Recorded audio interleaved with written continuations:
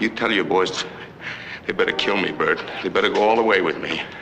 Because if they just bust me up, put all those pieces back together again, and then so help me. So help me God, Bert. I'm gonna come back here and I'm gonna kill you.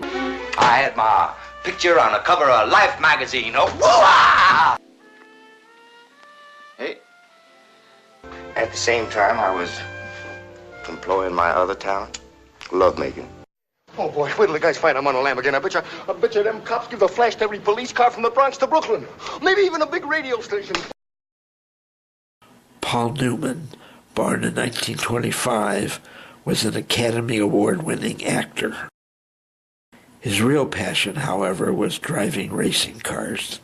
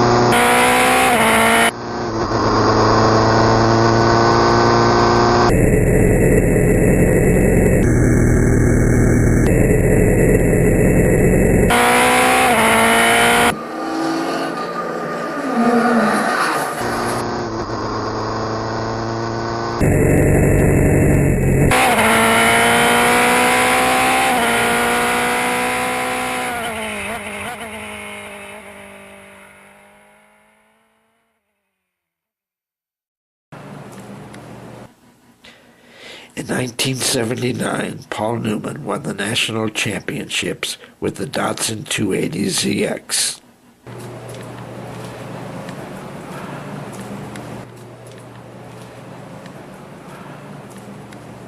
We found his 280ZX in a shop belonging to Falls Village resident Jim Holcomb, who has been restoring it. Well, this is it. This was a 1979 national champion, Paul Newman drove. Pretty famous car. We're putting it was turned into a GT2 car in the early 80s, had big fender flares. We've kind of put it back to its original configuration from 1979. We've redone the whole car. The whole car. I had put frame rails underneath it. The fender flares. These fender flares have all been changed, front and rear, and basically the whole car has been restored. It's been a long project. This car ran all up here in the Northeast, Lime Rock, New Hampshire, Watkins Glen. Most of the tracks up here in the Northeast, and then the national runoffs were in Atlanta that year.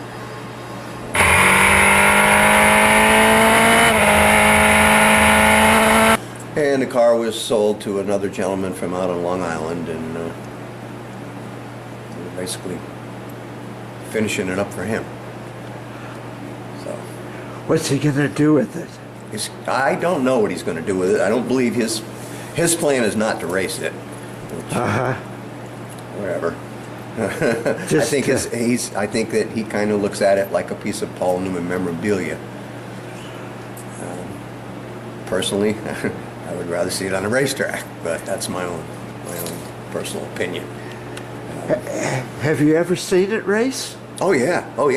Well, I worked for Ken Casanova when he raced the car, and he won. I want to say he won 8 NARC championships with this car. It's a very fast car. This car is very sophisticated, especially for 1979. There was a lot of research and a lot of development went into this car. The rear cross member is a work of art in this car. It has got, there's more adjustments to the rear end of this car. It's amazing to see this cross member.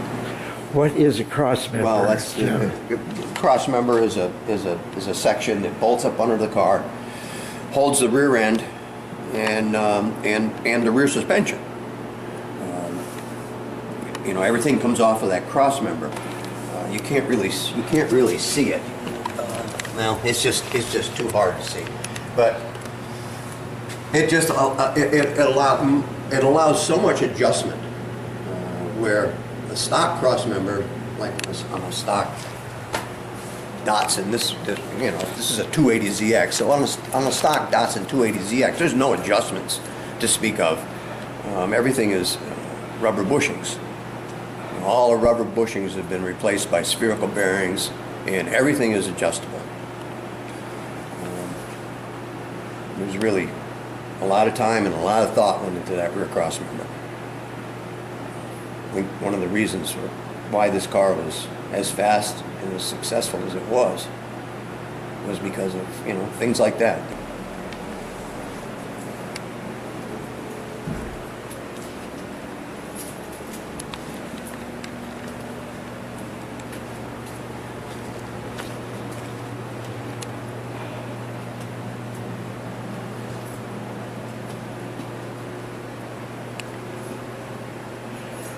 What can you tell me about this engine? It's what they call an L28. It's a straight 6-cylinder Nissan motor, Datsun motor. It's been around a long time. It makes about a little over 300 horsepower. It's a highly mmodified motor. It's In what way? in every way. I mean, it's this is like 14-to-1 compression. It's a serious motor. Has 3 Mikuni Solexes carburetors, and that's pretty much it. I mean, it has a stock Datsun competition gearbox. Datsun Nissan was always very good about supplying competition parts to anybody that was running one of their cars. You know, they had a whole department that was just dedicated to the competition cars, and this is a competition gearbox. Okay, that's the expansion tank for the coolant system. This is actually a piece out of a Corvette. They call it a Harrison tank. All the Corvettes had these. And, they turned up in a lot of race cars over the years because it's just a great little piece. Has a remote oil filter. This was all made by the guys at Sharps. They had some great mechanics and great fabricators down there at the time, and some really smart people. Gene Crow was the crew chief for years, and he was just a brilliant man when it came to designing, developing race cars. And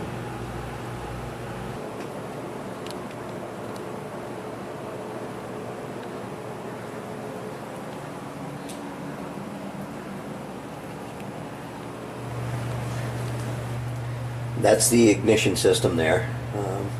That green box? The little gray box here. The little gray box. That's the ignition. As you can see, we're still working under here. Some of the wiring. And, looks brand new, Jim. well, that was the idea. Bob Sharp was here. Last year he was here, and he looked at it and he said, "This car was never this nice." So, now, who exactly is Bob Sharp? he was a very well-known race car driver. Won, many championships. I mean, and I think that Bob Sharp still holds one of the track records at Lime Rock. I'm not 100% sure of that, but I think that that's the case. And Bob got hooked up with Paul Newman, and Paul Newman drove for Bob. Actually, this is not what they call a Newman Sharp car. I refer to it as a Newman Sharp car, but it really isn't a Newman Sharp car. This is a Bob Sharp car that Paul Newman drove. later on, a few years later, they entered into a partnership, and it became Newman Sharp Racing, and they were very competitive for quite a few years, and it was just a top shelf team. They were one of the first really big teams from up here in the Northeast. Have you ever raced? No. Is that right? Yeah, I never really had any desire to. Uh-huh. I've been working on race cars for years and years and years, and I kind of like that end of it. But I really had no desire to race, and it's much more fun to work with somebody else's money. How did you get started in this, Jim? Oh. You've been doing it for years and years. Did you do it as a kid? Well, I did my own stuff when I was a kid. I fooled around the cars. I've been fooling around the cars all my life. When I was a kid on the farm, I had lot cars. We used to just buy old junk cars and race them around the fields. And I don't even remember the first one of those that I had. I know I had several. You just run them until... Yeah, I ran them until they didn't run anymore. Sometimes that only took a day or two, but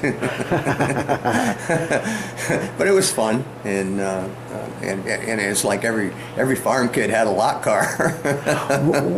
What is a lot? A lot? Well, we used to call them a lot car because it just, you couldn't drive them on the road. We weren't old enough to drive on the road, so we drove them in the fields and in the woods, and How old were you? Oh, 14 maybe. I grew up on a farm. I was driving tractors when I was a little kid, 10, stuff like that. I mean, times were different back then,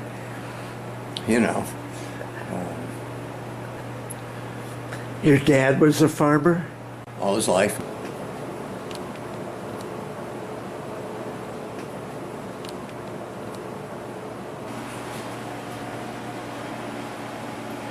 My grandmother ran that farm by herself. My grandfather died in 1919.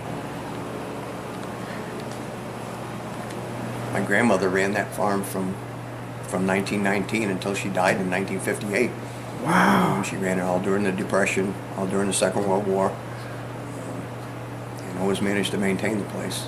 It was a dairy farm, basically? Dairy farm, yeah. Uh-huh. Yeah.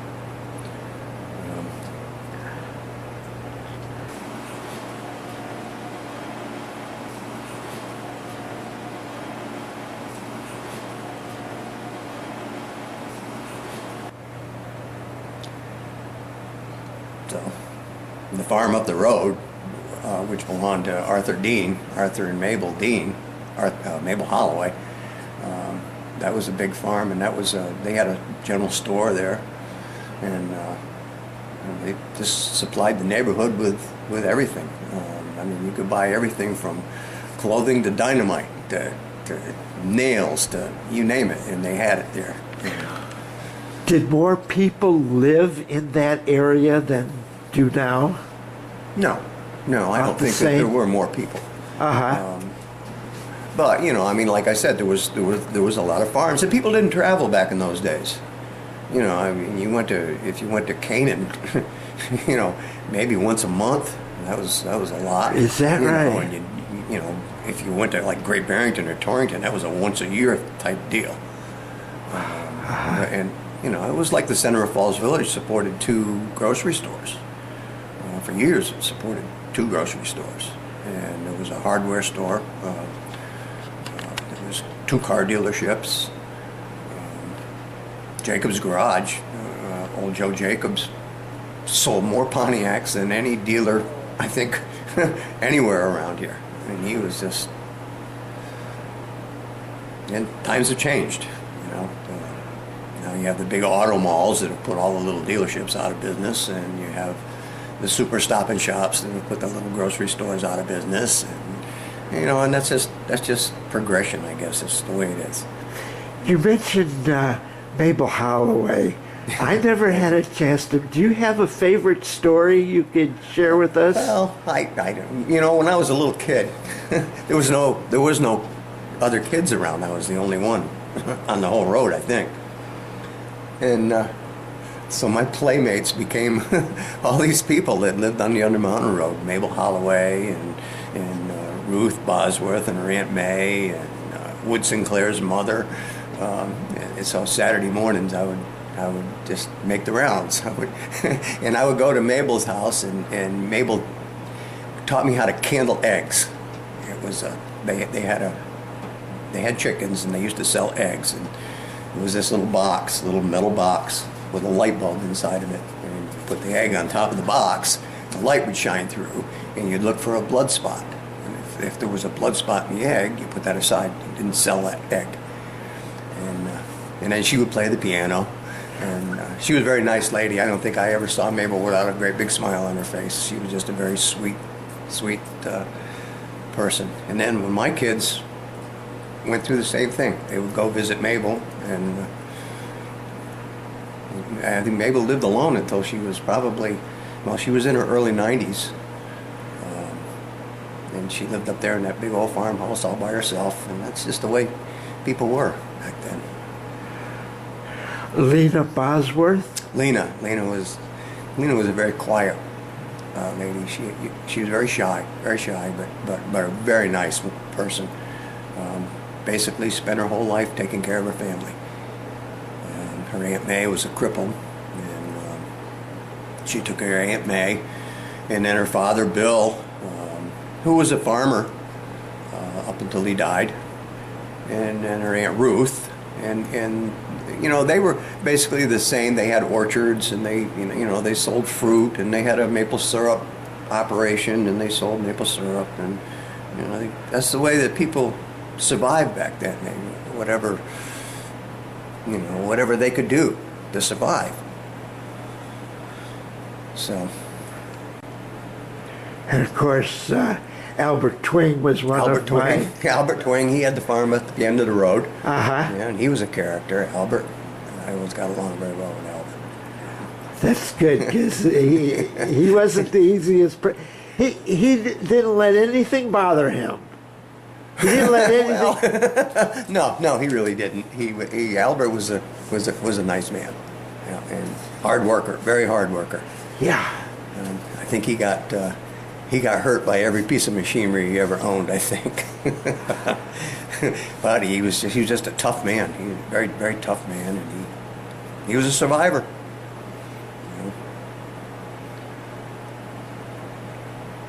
Okay. Well, shall we move on to the next vehicle? Sure. This is fun. This is a 1967 Jaguar XKE. I restored this car about 12 years ago, I think.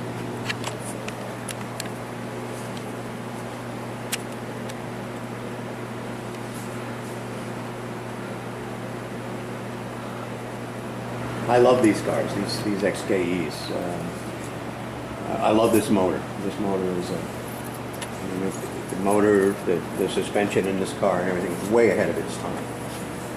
The motor it's a 4.2 liter cross-flow, what they call a cross-flow cylinder head. In other words, you have an intake on one side of the cylinder head and the exhaust goes out the other side of the cylinder head. Uh-huh. It's very, very efficient. It's a hemispherical combustion chamber. The spark plugs are in the center. And it's a dual overhead cam motor and a very, very long stroke. This car makes a lot of torque, a lot of low-end torque. That's why I like these cars. I've done some modifications to it. It's we put later model Willwood brakes on the front. I actually took the stock Jaguar calipers, which were a little bit bigger than the rear calipers, and I put the front calipers on the rear of the car, and then I put a larger set of Willwood calipers on the front. Kind of helps it a little bit, and we put adjustable shocks, all new Delron bushings in the suspension. So it's a little bit of a hot rod too, you know. Beautiful.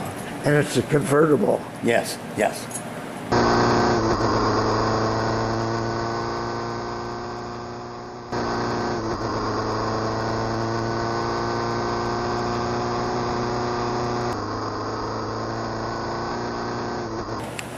You know, the trouble with a lot of these cars, you know, after you restore them, they don't get driven. They sit. And that's the worst thing that you can do with these cars. Right. You know, you're always... I have a 58 Corvette. It's over across the way here. And it sat here in the shop, and I didn't run it. I didn't run it for a year. And last week, I decided I was going to get it running so I could move it. And God, I mean, the thing was just leaking fuel all over the place, and I ended up having to rebuild a carburetor. And it's just basically because the car hasn't been driven. That's all.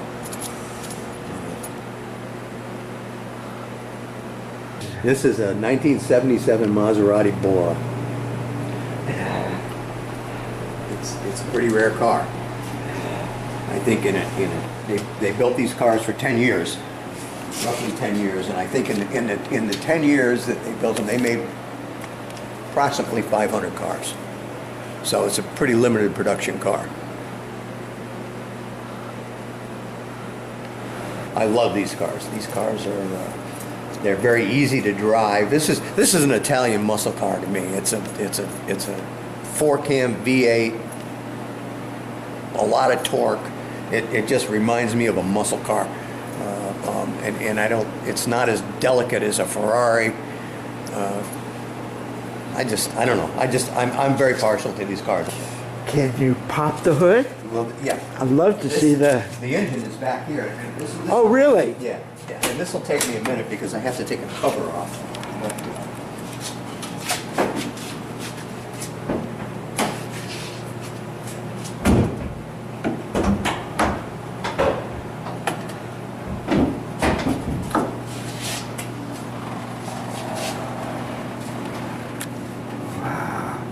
This car was way ahead of its time, Way wasn't ahead of it? its time. I don't ever trust. I don't ever trust this. I had this fall on me one day. Ooh. And, it's not fun.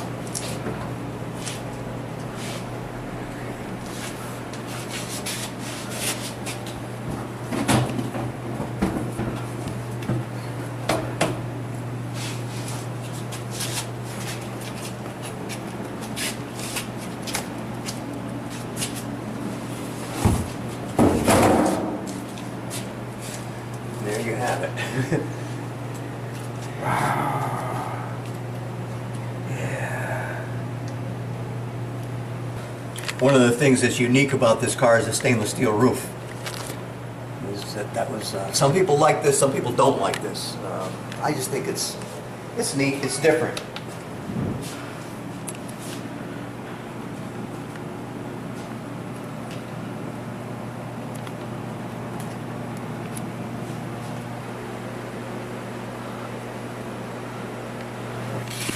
Oh, that's beautiful. I redid this interior last summer.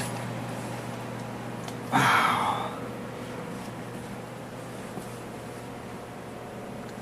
I just had that shift knob. I had a fella down in Long Island made that shift knob. It's made out of ebony. Ebony. The original shift knob was a kind of a rubber, and it was all deteriorated, and so I sent in the original shift knob, and he just duplicated it in ebony, and it's pretty nice. Now, what's unique about this car? The seat doesn't go back and forth. The only thing that the seat does, it will go up and down a little bit. But the pedal cluster, the clutch pedal, the brake pedal, the throttle, and the steering wheel all hydraulically move in and out, rather than the seat moving backward and forward. Well, that's So different. Yes, it is. Yeah. It's a hydraulic nightmare, is what it is. You've had to work on Oh, that? yeah. Uh-huh. And I got to tell you, I don't know how many more of these cars I can do because my body doesn't contort to Italian specs anymore. You know, I just had to do a clutch master cylinder up under that dash, and you have to do it with a mirror, and I mean, I ended up taking the seat out And at one point, I was up on the dash, and I didn't think I was going to be able to get out. And I just really can't do that anymore. Has the original toolkit. These original toolkits, today they're very collectible. And it has all the little, the fancy little Maserati tools, you know.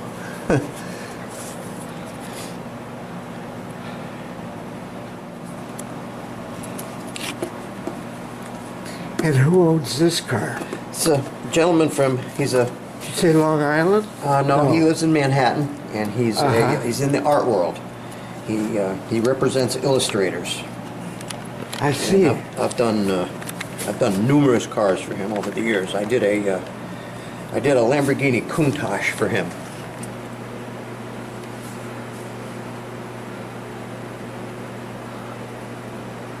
This was a Lamborghini Countach. It was 1977. They made 19 cars that year. Wow. One of the reasons why it took actually a little over 3 years to do the car. It's impossible to find parts for those cars. Sure. There's just very, very little available, and very little information available, and they're just very, very hard cars to work on. They're very, very difficult, physically difficult to work on, and the parts are god awful expensive. I want to say I paid $800 a piece for distributor caps, you know. And it was just a crazy thing. It was like $1,200 for a set of spark plug wires, and you know, it was crazy. And brake rotors, I wasn't able to find a complete set of brake rotors. I looked all over, anybody who had Lamborghini parts here in this country. I had people looking in Europe. I was able to find 2 brake rotors, and that was it, and they were like $6,000 a piece. I ended up having brake rotors custom made for the car.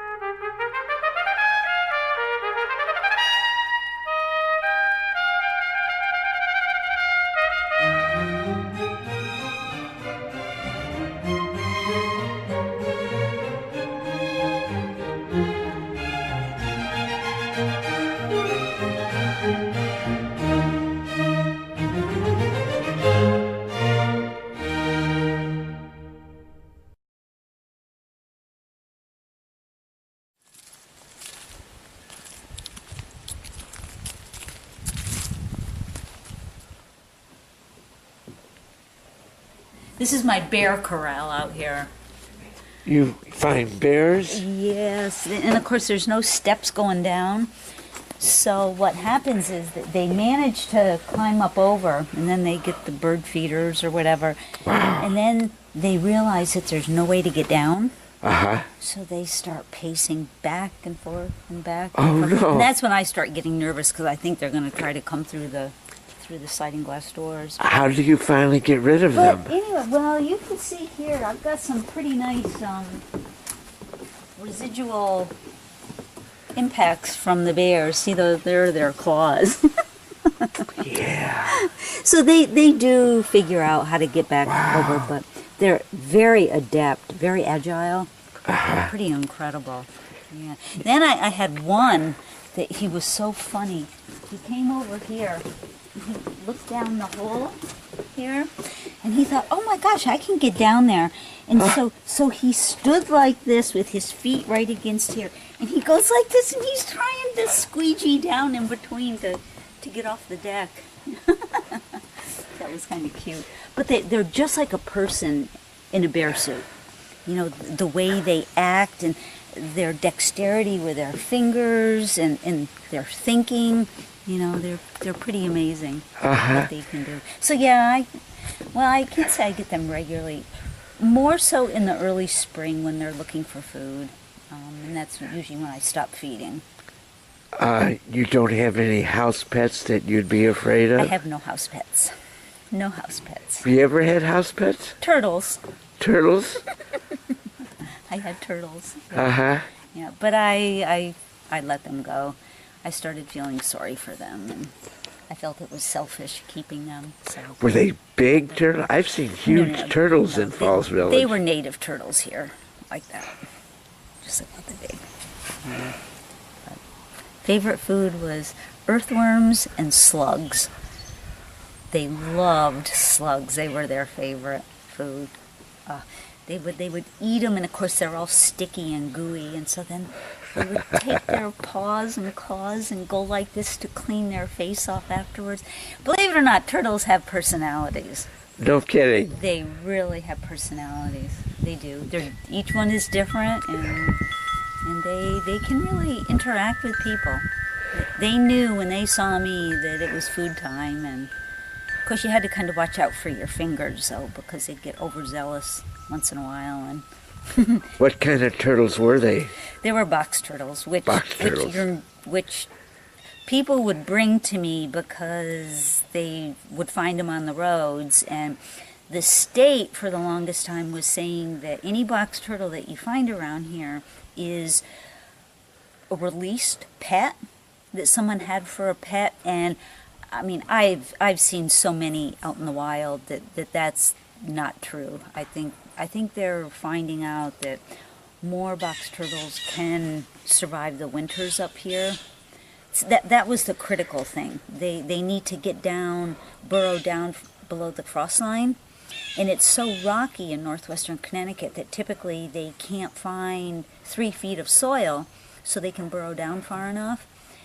But I think what happens is they go to the swamps, and there it's unlimited as to how far down they can burrow. I think they winter in the swamp or a swampy area. Oh, so they go under the earth for the winter. They do not eat one thing for the winter. What I used to do is, because I wanted them to have a fairly natural life cycle, so I would put them down in the basement. I had a huge box with chips in it, wood chips, and you knew when it was time for them to go down because they'd stopped eating.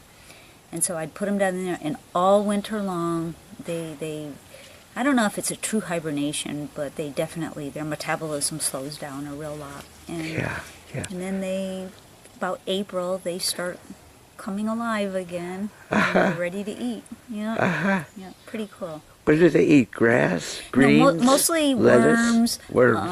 Slugs, and they also love melon. Oh, melon. I do too. Love melon. So, those were the 3 primary foods I fed them. Yeah. And lettuce. They would eat some lettuce, but that wasn't their favorite. Okay, I'm going to swing around here to the left Go and ahead. what a gorgeous view. And of course you can see in the center of the ridge up there. Do you see what I see? A tower? Yes. Yeah.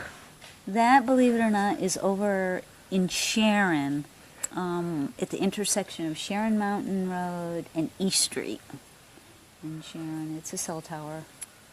And I can remember the first day I saw it out there, I was reduced to tears.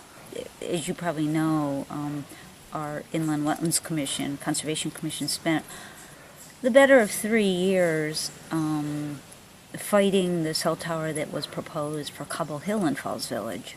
Yeah. And we just felt that the adverse impacts far outweighed the benefits from that. And we fought against AT&T, and we won, which is pretty unheard of.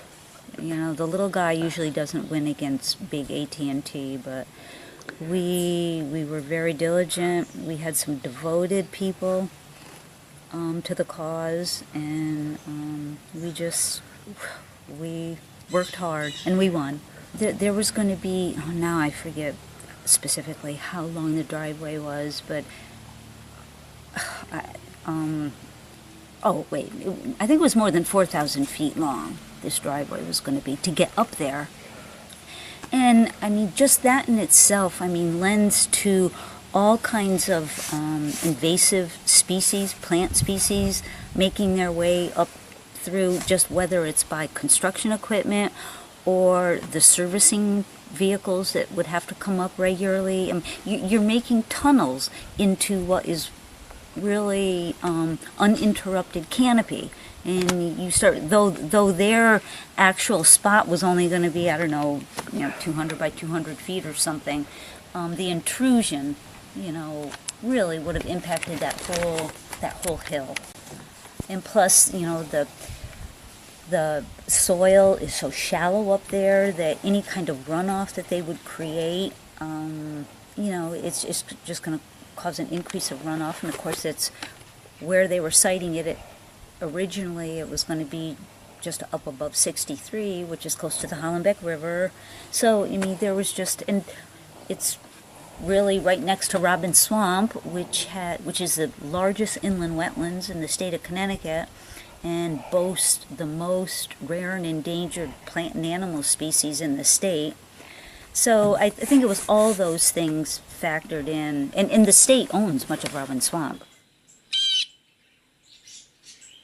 So you're on the Inland Wetlands Conservation Commission. Conservation Actually, Commission. I think, gosh, how long? Maybe, I think I've been on it since early or mid-'80s, so probably close to 30 years. I'm getting old. No, you're not. I'm getting old. Wow. Yeah. You don't look it. Your birthday is tomorrow, isn't it? We don't talk about that. It is. Congratulations. 61, actually. Good for you. Yeah, but I'm still running around the countryside. Yeah. Running up mountains. Yeah. Almost every day. Yeah. Good. Shall we talk about that a little bit? The work that you do? What do I do? Well, first of all, I'm a state of Connecticut licensed forester. All foresters in Connecticut, if they want to practice, they now have to be licensed. The state of Connecticut realized that all the residents of Connecticut benefit from keeping our lands undeveloped, large parcels, open space, for many reasons. Anyway, the thought was with the state that they wanted to enact some legislation that would allow people with large parcels of land to have some kind of tax abatement. So what the state has requires now is if you want to put your land in this program, you have to hire a certified forester to go out, walk your property, and the state has set forth all these criteria that would enable you, that criteria as to what would make your land qualify as forest land. For example, there has to be so many trees per acre. In no place can it be less than 100 feet wide. If you have ponds greater than a half an acre, you would have to leave those out of the forest land classification. So there's all these criteria. So yes, a new landowner comes into town and they have, let's say, 50 acres, and they want to take advantage of this tax abatement program. They call me, and I go out and I systematically walk their property. Of course, after first, finding their property lines, and you make a pretty well figured out. You want to make sure you walk the entire property, basically. So you go back and forth, crisscross it, and taking plot samples, okay, to help you figure out how many trees per acre there are. And if there's more than so many trees per acre, yes, it qualifies for forest land. And it doesn't take very many trees to qualify. Uh-huh. But we also are required to come up with a map for the people, which I have a map in there if you want to see what. Sure. And on that map, we have to show the different stand types that are on the people's properties, just so that they have a little better idea of what they own. And we have to give a little blurb about each stand type, and should they, if they want to, do anything on their forest land, make some recommendations as to what suggested treatments that they might want to do. And basically, since the landowners are getting a tremendous benefit in taxes by putting their land in this, the state feels, okay, we're giving you a break. You have to commit to keeping your land in forest land for 10 years. And if you, like, say in year 6, if you decide for whatever reason you're going to sell off a part or whatever, there is a penalty involved with it. But typically that penalty, like say if you were to turn around and sell it, typically what the people do is they tack that penalty on to the selling price or something, right, to pay the town, right, for it. It's still very rarely, I feel, would it not be to the benefit of a landowner. I pretty much limit my work to northwestern Connecticut, because by the time you drive, well, even if I were to go to Roxbury, which I have done some in Roxbury, by the time you get there, then you may have to walk a half a mile out into the woods to get to the property. Yeah. And then you have to walk out at the end of the day, drive home. It's just not worth it. So, and there's probably 100 foresters around the state, so I limit. I mean, I love doing the 6 towns. I feel most comfortable, because when you go somewhere that you really are so totally unfamiliar with, and to then go out in the middle of the woods, and I work by myself, it can get a little unnerving, especially now with the bears and, and then, I did, quite a few years ago now, I don't know, 8 years ago or so, I was doing one of these jobs and I did break my leg out in the woods. So no. I had to crawl out on my hands and knees. It took me 4 hours to crawl out of the woods. And then I drove myself to the hospital with a broken leg.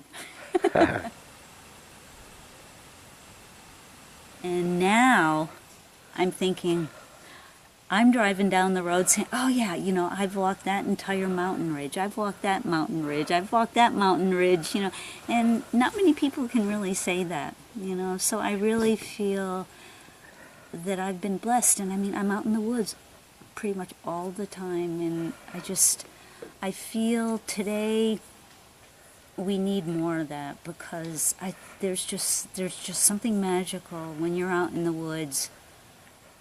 Something that takes place, something comes over you, and you're one with nature. And I think that's what we need more of. We need to know where man fits in the whole ecological spectrum. And I think being out in the woods, when you come across these huge, 50-inch diameter oak trees that have been there probably 250 years. It's rare, but you do find them. You are just so humbled as far as man's existence on Earth. I mean, it's... How did you get interested in all of this? Well, actually, probably not one thing in particular, but, I was one of 5 children, and we grew up in a very, very tiny house in Falls Village, and, we didn't even have a television for much of our youth, and a very small house, very tiny, for 7 people.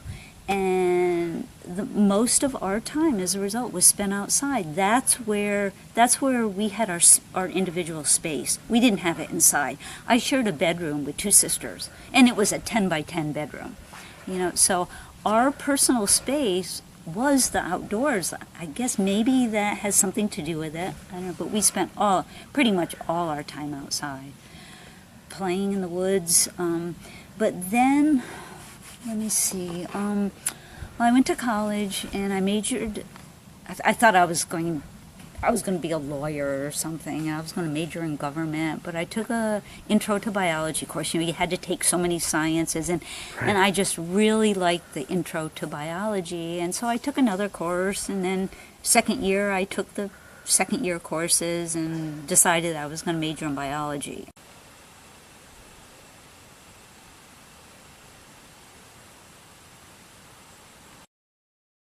So I kind of started thinking, well, I could become an expert on great horned owls or something, but I thought, you know what, maybe it would be more important for me to focus more on preserving the land.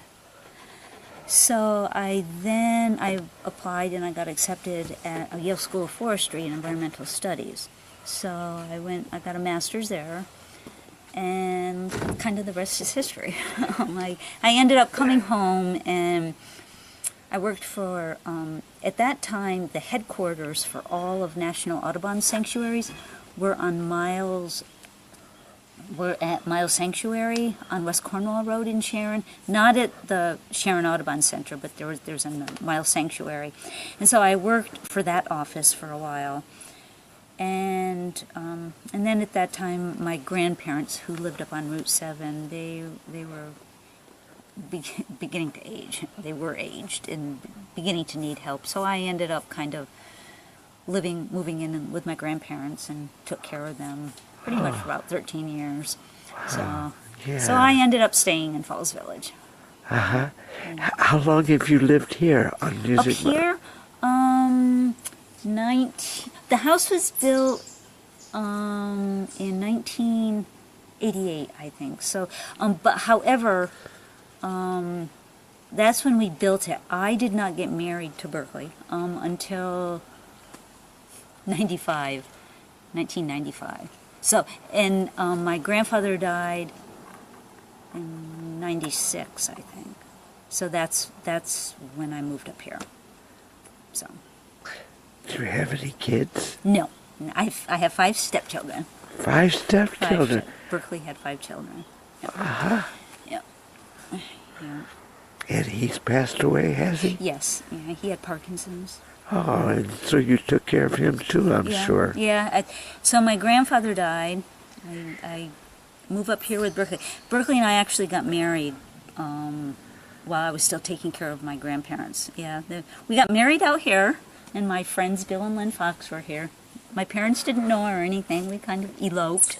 And cause I was still living with my grandfather. And my grandfather was beginning, I think, to feel that he was like 96 at this point, and he was beginning to feel that he was keeping Berkeley and me from getting married. So what we decided to do, we thought, well, we'll just go get married, and I'll still live up with Grandpa, which is what I did. We got married, and What year did you get married? I knew you would ask me that. Yeah, that's okay. Oh, I'm sorry. I think it was 95. I think it was 95. Yeah. And then he died in 2008 or 2007. I don't know. I'm bad with years. So I don't remember trivial things. Yeah. Okay. So. Good. So yeah, I've.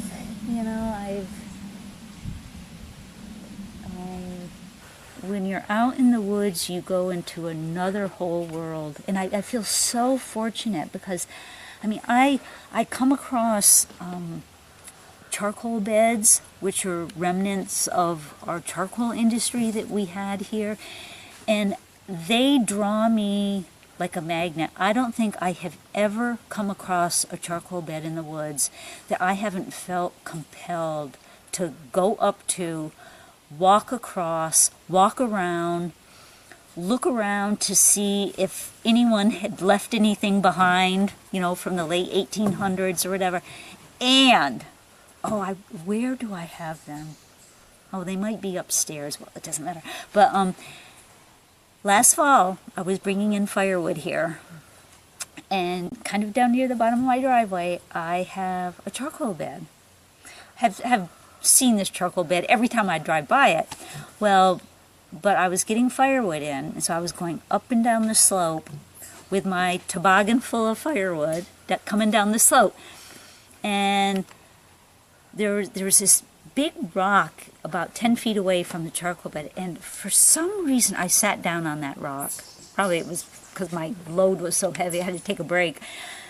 And I looked down, and halfway underneath, it was one rock on top of another, I found 2 old wedges that had been left behind from a collier who had been out in the woods making charcoal. Wow. And I'll never forget the feeling I had. I said to myself, this is the best thing that has happened to me all year long. Finding those 2 wedges. It just, I don't know how people, I know how they survive, but I just feel...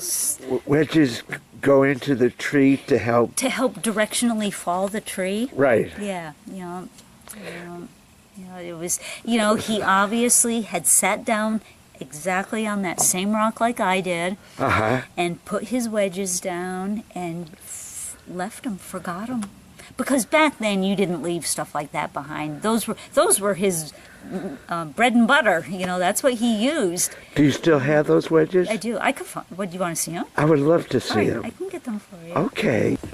Here's my prized possession.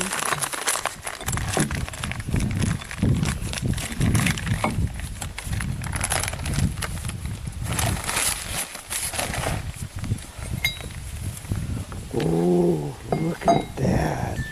And I mean, just for me to be able to touch them and to wonder about, it's just so humbling, to know that I'm the only other person who has touched these since that man who was in the woods, who left them there, touched them. Anyway, this is you can almost see the charcoal bed. It's level.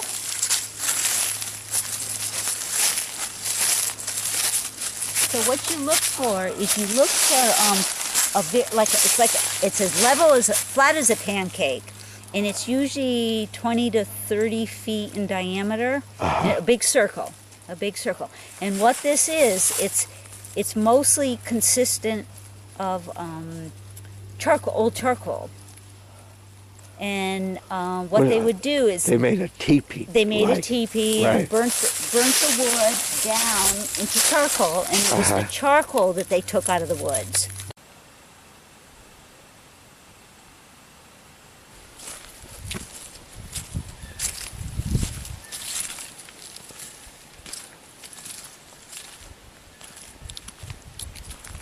When you're out in the woods, you go into another whole world.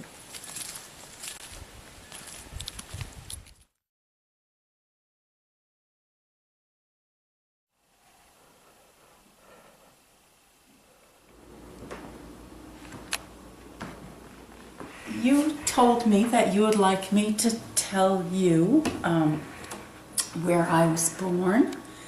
I was born in Torrington, Connecticut at Charlotte Hungerford Hospital in 1953. I was born with socializations. Yeah, I like people. See, I started out, there I am, me. Happy and in a huge family, so I was forced to learn to get along, learn to talk to people, this sort of thing. I was number 5 in my family of 12.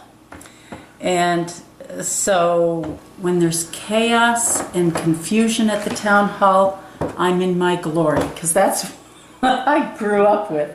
Noise and people everywhere. So I was born in Torrington, Connecticut,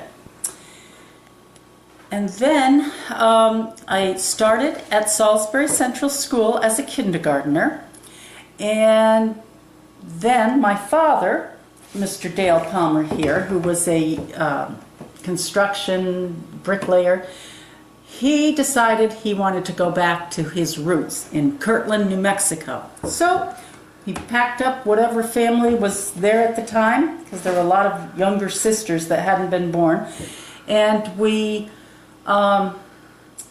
moved out to Kirtland, New Mexico. And in Kirtland, New Mexico, I had this wonderful first grade class. There I am, very happy. Don't know if you can see it all well, but you can see there were Navajo Indians. I love diversity. Yes, I love having lots of friends. I'm a person that likes big classes and learned so much from my friends. Here's my best friend, Sue Hutchinson. You only stayed in Kirtland, New Mexico for a year? Yes. He didn't like it? He decided to No, come? actually, he liked it very much because all his family is from out there. But it was too much of a shock. My mother, they started off in a coal mine or something like that, a little shack. And I think my mother found a snake in the house one day, and there was an outhouse, and it was tough. My baby was only 11 months, but I didn't like New Mexico. We lived there a year, and the wind blew this way in the morning and that way in the afternoon. It just seemed like we never had a nice, peaceful day. That wind would blow up all that dust and sand, and I was really very tired of it. And so I asked my husband and several times, look, let's just pack up and go home. We were very, very poor. We were not penniless. I never had a nickel in my pocket. I had about $200 because the school year was over, and I thought, I've got to make it. I was just so nervous and distraught. It was just very, very hard. We lived about 5-10 miles out of town, out in the desert with the rattlesnakes and the coyotes, cactus and sagebrush. I mean, New Mexico is desert country. Mm-hmm. Well, we had quite a time. I got them into the car right after my husband went to work. After he said, no, we're definitely going to stay here and we're going to fight it out. We're going to have packed up the kids and I took off. She just told everybody, pack a pillowcase. That was her thing. Pack a pillowcase, and we're getting in the Volkswagen bus, and we're leaving. And my sister Jean, I think she said she was 13 or 14 years old, and 14, and she helped Mom drive across country. She just left a note for Dad saying, "Sorry, can't stay." Can't stay in New Mexico anymore. So the first thing we did is we got into Colorado at this place called Wolf Creek Pass, and there had just been a story about some of the Navajo Indians or one of the tribes, going off the side. There were no railings and stuff, and it was really high up, and you could see, way down below there's a creek, and there were, of course, 6-year-old visualizing wolves and stuff, but she just kept praying. My mother prayed a lot, and that Volkswagen bus would get us up over that mountain and across this narrow, and I remember looking down and like, yikes. She drove back to Torrington, and a couple of weeks later my father came back, and he built a house in Salisbury, right on the sharp corner on Route 44, and went into business. Just plugged away, worked hard, every day. Very, very hard-working man.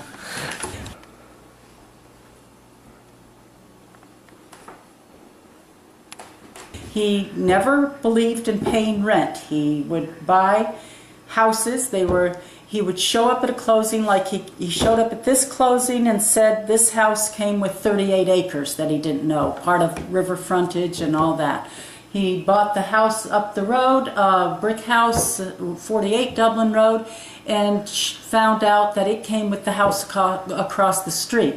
He bought the house on Sand Road, the farmhouse, and found that it came with 26 acres, So he did well. He couldn't find help. He hired a lot of local people. But like he said, as soon as he gave them their paycheck on Friday, they'd go out and get drunk and or be arrested, and he wouldn't have any help on Monday morning. My father was a Mormon bishop, so there was no drinking and smoking in my family. Alcohol is an alien thing to me, so which was strange because I ended up being a cocktail waitress at the Interlaken for a little while. Did you work as a child? I did. What a good question.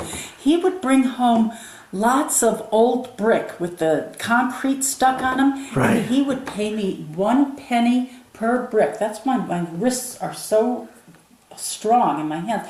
I would tap, tap. I would sit out there for hours taking a little brick and tap, tap, tapping and getting the concrete off because the old brick, and then he could take them and use them for his business. And I was a waitress, so I got a job. I just thought that was the best thing I'd ever, to be able to have a job. And then I waitressed first at Johnny's Restaurant, then at Ragamont in Salisbury, and then at the White Hart Inn, where I was having trouble getting back and forth. So John Harney said, just come live here. That's fine, So I lived at the White Hart, met so many friends.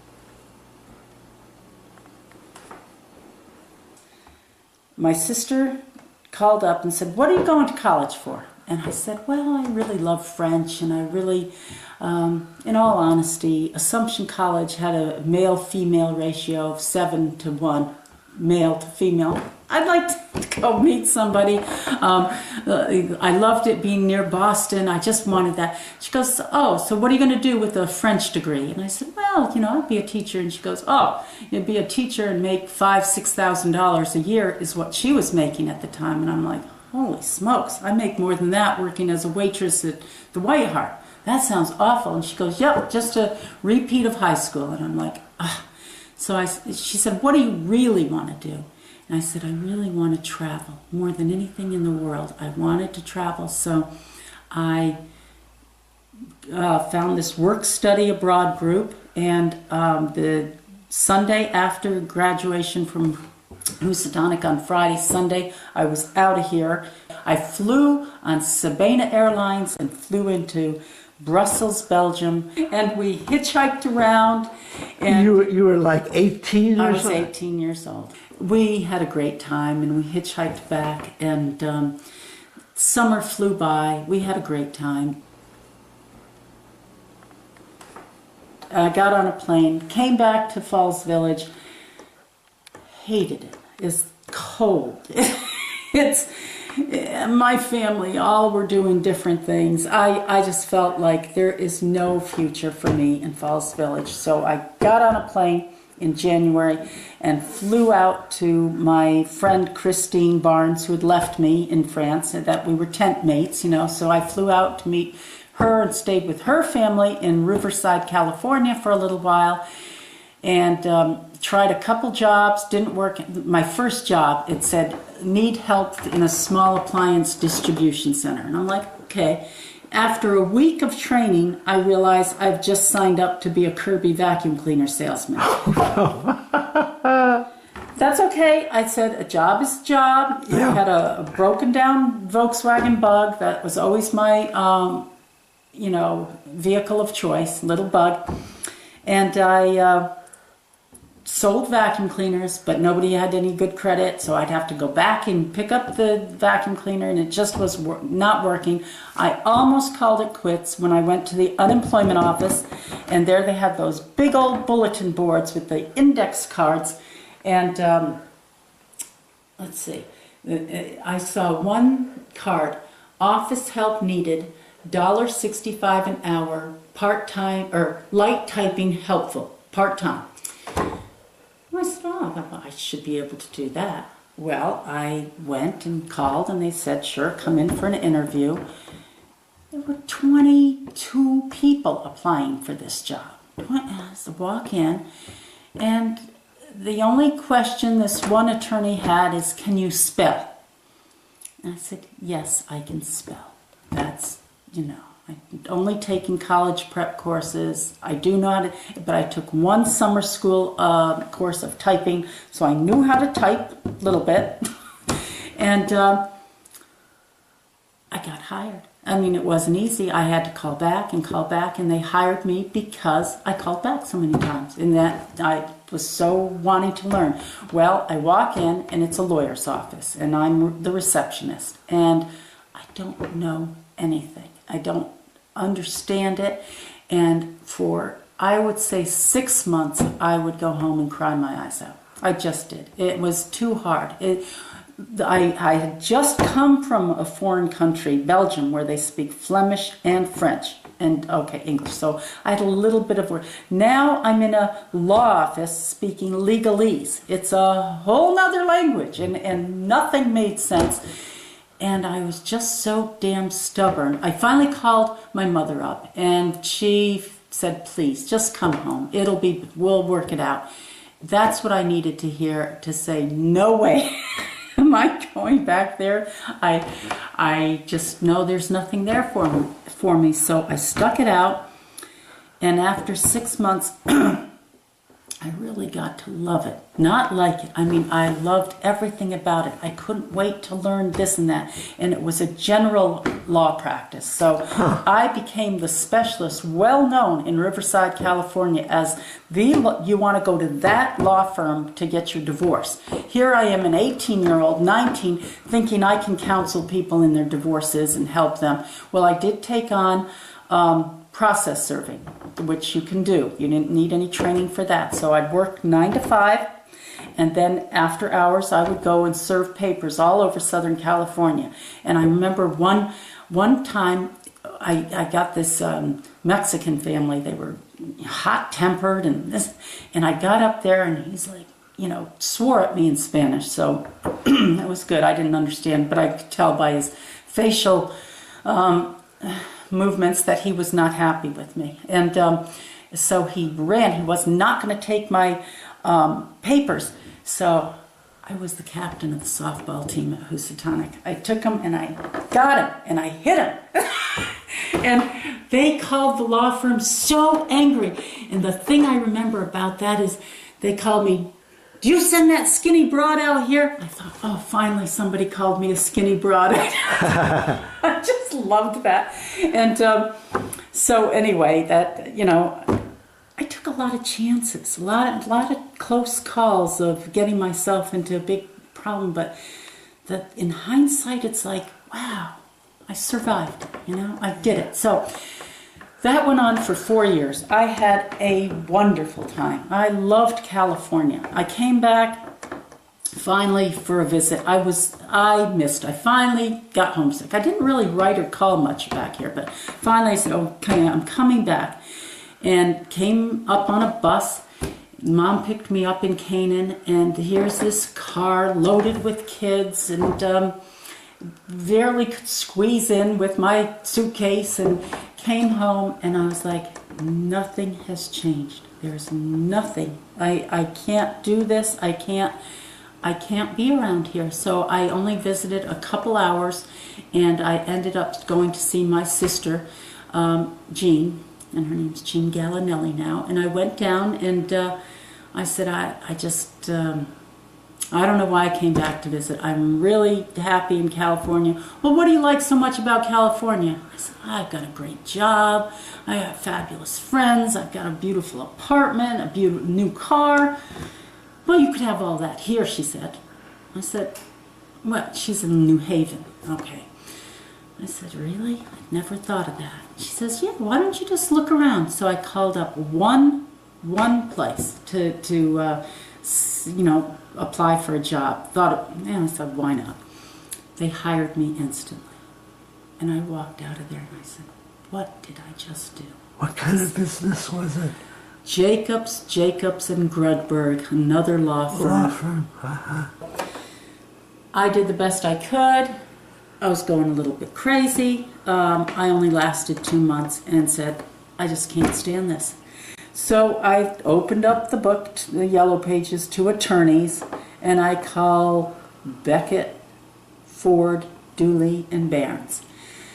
And they put me through to Stuyvesant Barnes, not Thaddeus Blunt. This is Stuyvesant Barnes. Oh, no pictures. No, they'll get me. The FBI will get me. Especially if you're around me. Yes. So we had so much fun. I learned so much, and he would plan other stuff for, the whole office. We went up to Tanglewood, and he'd come over and split wood, and it was great. I met so many interesting people and so many things. So I worked there for the next 4 or 5 years. And what did I do then? I was home, and my brother Dale said, "Come on, we're all going out to roller skating in Pittsfield." And I thought, that's a strange thing. Suddenly, I am going to the Pittsfield roller skating, where I'd never been roller skating before, with somebody named Mark Miteau. I started talking to Mark, and he spoke French to me, and I fell in love. That's it. But not before, when we were coming from Pittsfield to Sheffield, Mass. Mark drove well over 100 miles an hour in that Shelby Mustang in the pouring down rain, and I can remember distinctly seeing my obituary. But we didn't die. He did make it. But when he spoke French to me, I don't know what happened. I just thought, oh my gosh, this is not just running around crazy, speeding. He was smart, and he was funny, and he came back to my house that night, and I said, look, I'm going to Florida in a few days with my brother Dale, my sister Therese, and so we did long-awaited vacation, and before I left, he was like, don't you think we should get married? And you had known him how long? Couple days. Couple days. Not very long. Long story short, in June of 1980, we got married. We had a daughter, Laura Miteau. I had a little boy, Luke Miteau. And Laura just had so much fun with him. Like, she would take all the pots and pans out of the cabinets and put Luke in there and pull all the cushions off the couch and make houses. And it was her play friend.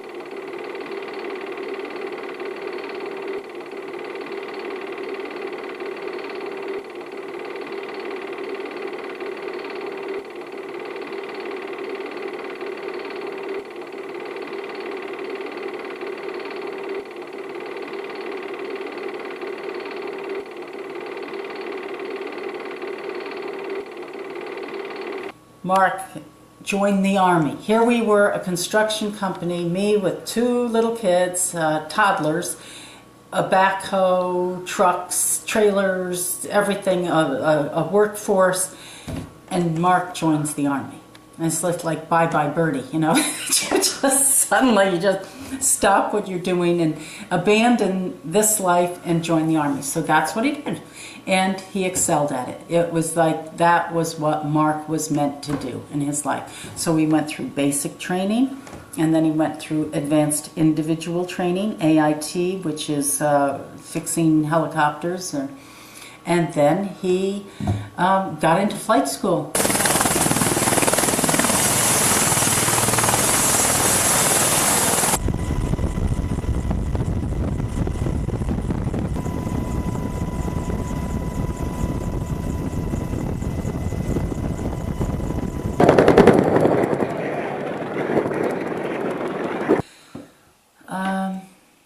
So that went on for 11 years, and then we got divorced. I got 2 little grandsons, Mark Miteau Hafner, his name is, and then I have my Patrick. So I think it was Kay Blass who told me, Mary, you would really make a good town clerk. And I was like, really? Yes, really. You should you should consider this. So I said, okay. You know, I thought about it, but it's a long process. And I won. I was like, oh my gosh. You know, they said that was something different. I am a Democrat, and there had never been a Democrat elected. That's just, that in the olden days, this was a very much a Republican town. And so for minority representation, they allowed some token Democrats on different boards and commissions. But I was a Democrat, and I campaigned. I went out and I did knock on a lot of doors. And that was not done usually in Falls Village. So I knocked on doors, and I distributed some literature, and I had some pens made up, and I met people at the dump. You know, that was the way. Finally, you'll see the transfer station now. And so I put some work into it, and I said, yes, I would like to be town clerk. I feel I'm well qualified. And Lucille Marston wrote, who was a former town clerk, wrote and said to the, letters to the editor, I feel Mary would be an excellent town clerk because of her training with lawyers, basically, or work in the law office. And so I did win. By a 2-to-1 victory, I won it. Now, having done it for 22 years, the vault, the monster Glad you're getting some exercise. Yes, about time, huh? Okay, wait. And we stop it before it goes through the wall on the other side. And we put this thing down, and now we're open for business. What do I do as the town clerk? The biggest part of the town clerk's office is the maintaining the land records. Here, so come in and I'll show you the land records here. Come through. Here's volumes. We're up to volume 78 right now. We still have some more space. But here are the assessor cards for all of, so maintaining, and there are the indexes. These are very important to find who owned what and when. Then there's maps and stuff. So this is the very important part. Not that other things aren't important, but anyway, this is the most important part of my job, is maintaining the land records, who owns what, and how is it encumbered. That 2 becomes a 3. And it's here? Oh, I don't think I would do it here if that was the case. What a great sense of humor. I am justice of the peace, but I, as a town clerk, can't marry people in the town in which I issue the marriage license.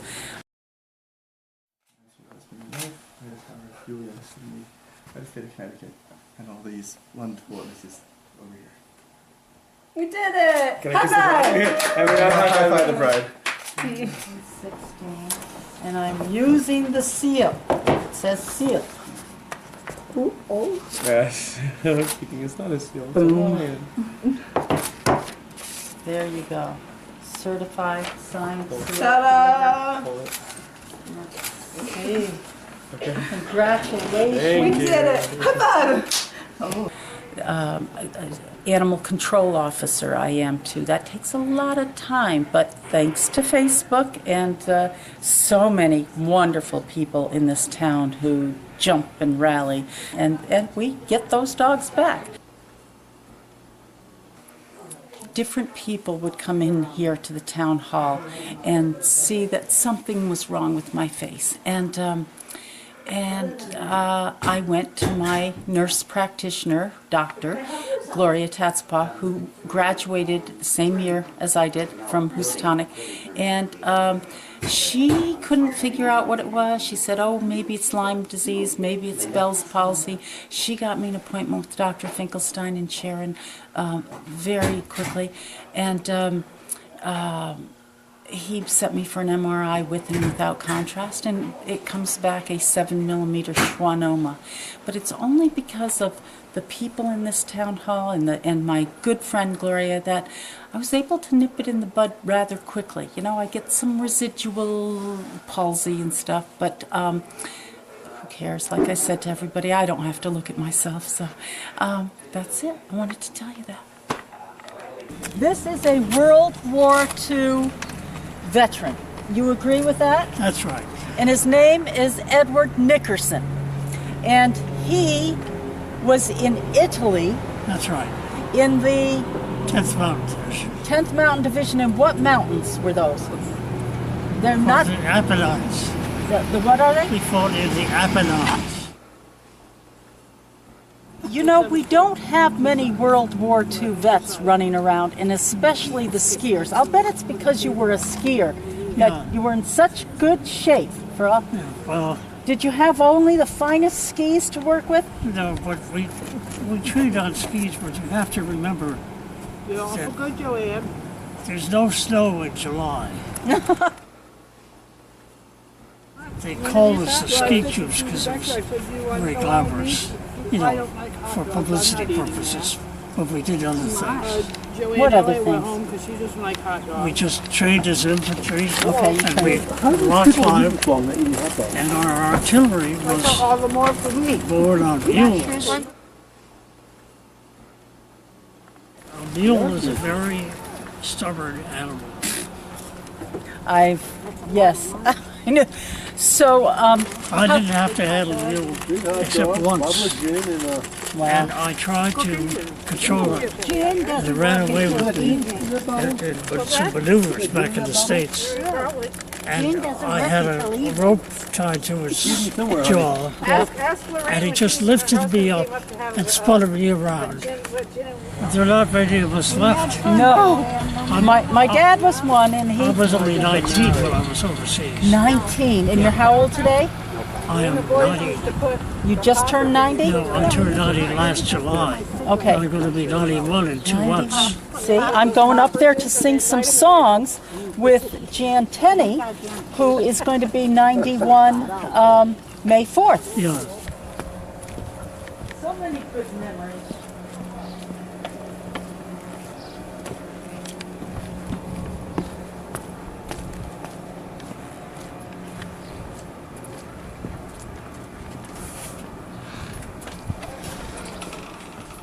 Do you know me at all?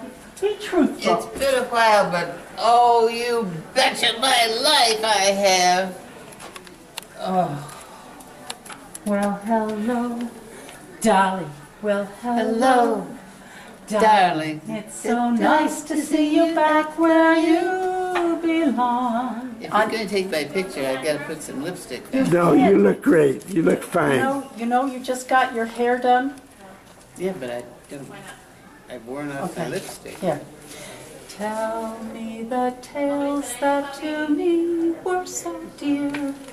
Long, long ago. Long, long ago.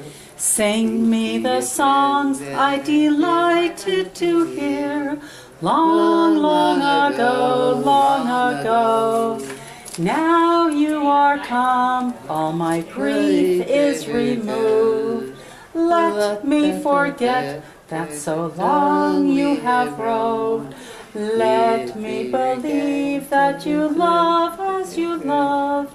Long, long ago, long ago. Do you remember the path where we met? Long, long ago, long ago. Oh, yes, you told me you're never forget. Long, long ago, long ago. Then to all others my smile you preferred. Love when you spoke gave a charm to each word. Still my heart treasures the praises I heard. Long, long ago, long ago.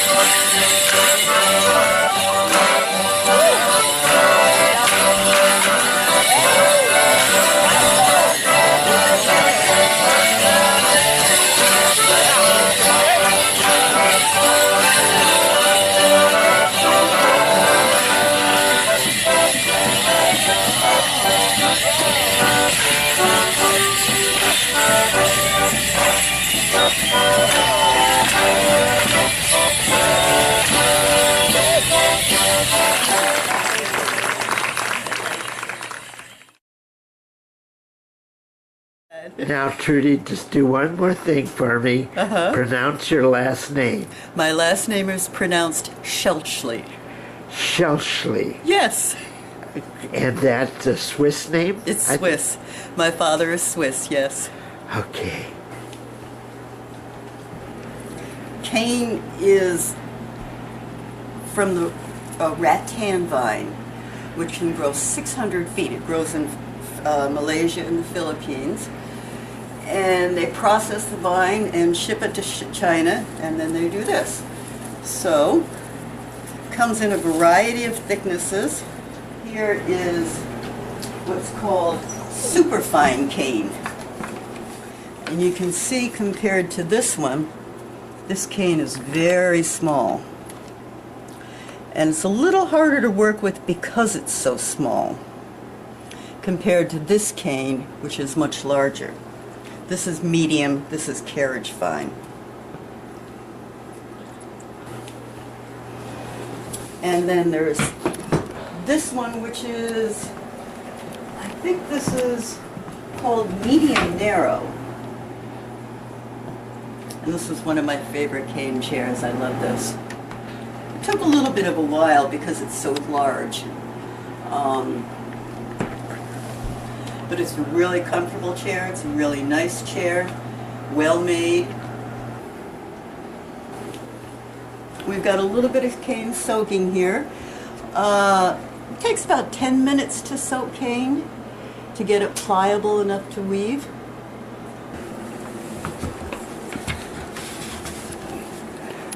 And what we're going to do is find the middle. 5, 6, 7, 8. So that's the middle. 1, 2, 3, 4, 5, 6, 7, 8, 9, 10, 11, 12, 13, 14, 15, 16, 17, 18, 19, 20. 1, 2, 3, 4, 5, 6, 7, 8, 9, 10. Sometimes you get a really bad batch of cane and it tears and has all kinds of knots in it. So we'll put this down right in the middle like that. And we have to leave about this much to tie a knot. That way. Go this way. You want to peg it to keep it taut while you're working. It's important to keep it always taut. Taut. Is that the word? Taut. Probably done about 100 chairs in the last 30 years or so. You've been doing this 30 years? Yep. Wow. I took a class at the high school way back when. They taught this at Housatonic? Yeah, one of the evening classes. Uh-huh. And I still have the first chair that I caned, and it still has a good seat in it. But no two chairs are the same.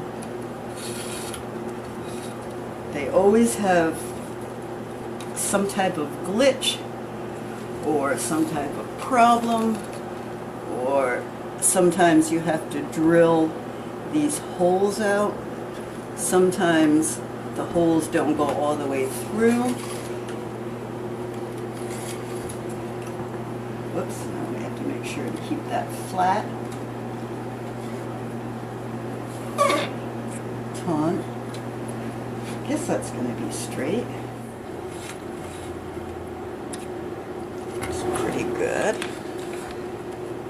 But it's just not going to be an even chair. It's going to be kind of cockeyed, I can tell by now.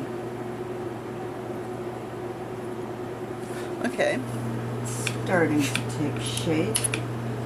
Oh, oh, oh, I'm not liking the way that looks. This is definitely going to be an odd-shaped chair, but you got to work with what the chair gives you. There's only so much leeway.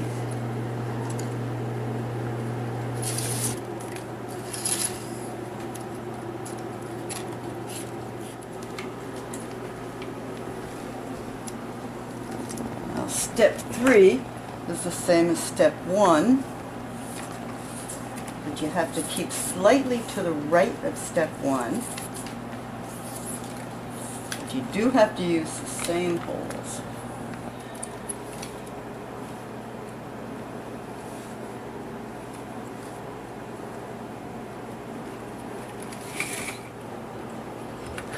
There.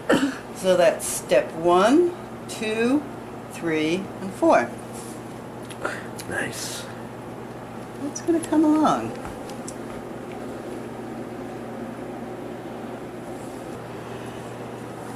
So now we're going to start weaving, and we can pretty much start anywhere.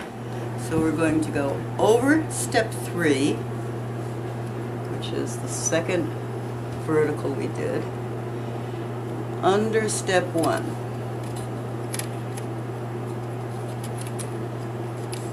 So over 3, under 1, over 3, under 1.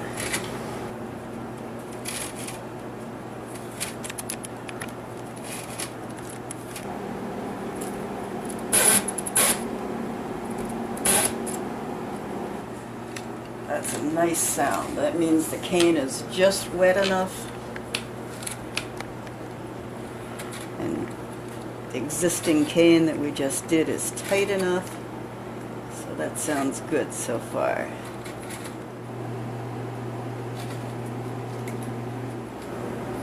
Kind of have to learn to do it right-handed and left-handed.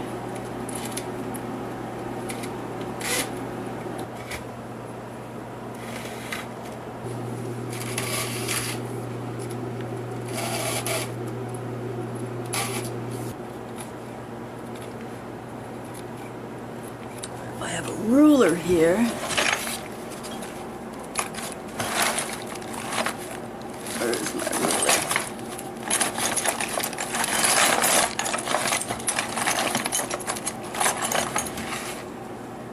I'm not very good at measuring.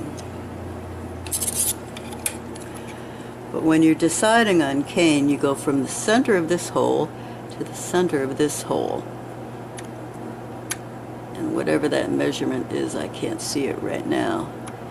And then by the size of the hole.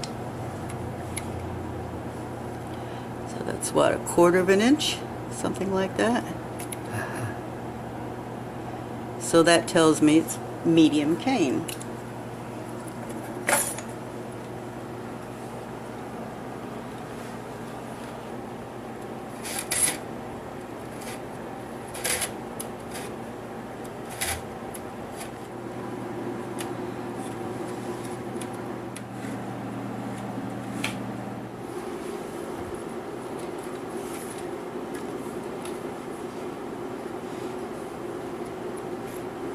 So what we have to do now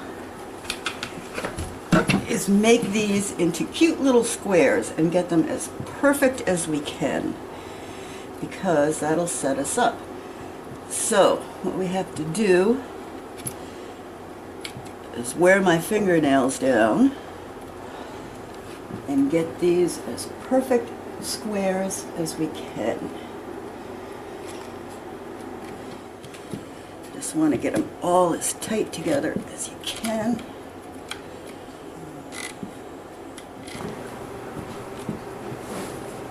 Yeah, I'm happy with that. And this is the first diagonal strand. You always start on the right hand side, bottom right, and under 1 and 3 and over 2 and 4. And then we're just going to start weaving again. Over and under, over and under.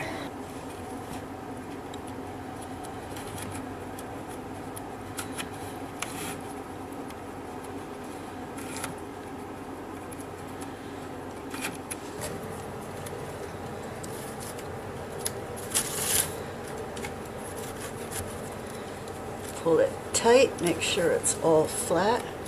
This is looking good under here. And these little guys down here, the pattern that we're creating, are called fish heads. I don't know why.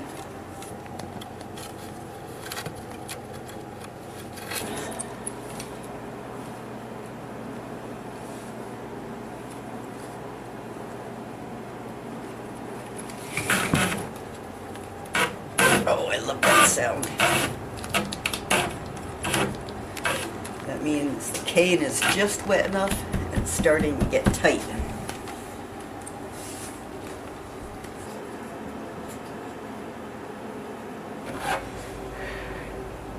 This has actually been a good bunch of canes. Sometimes it just splits and tears and cracks and pulls.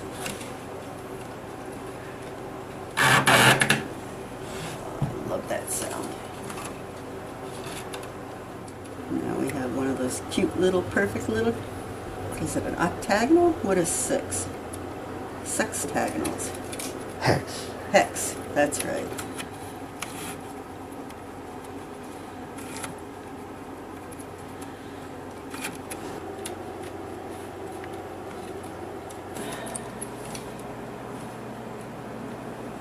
If I go there, that's going to make that look funny to me.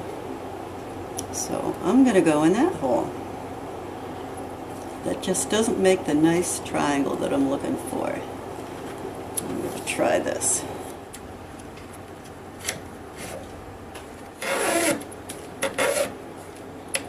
Oh, oh.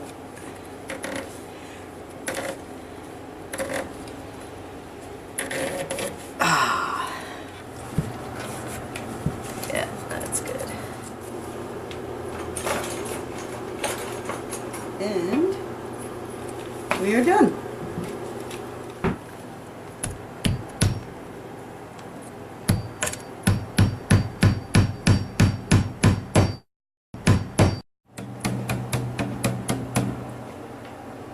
Good. Good. Good.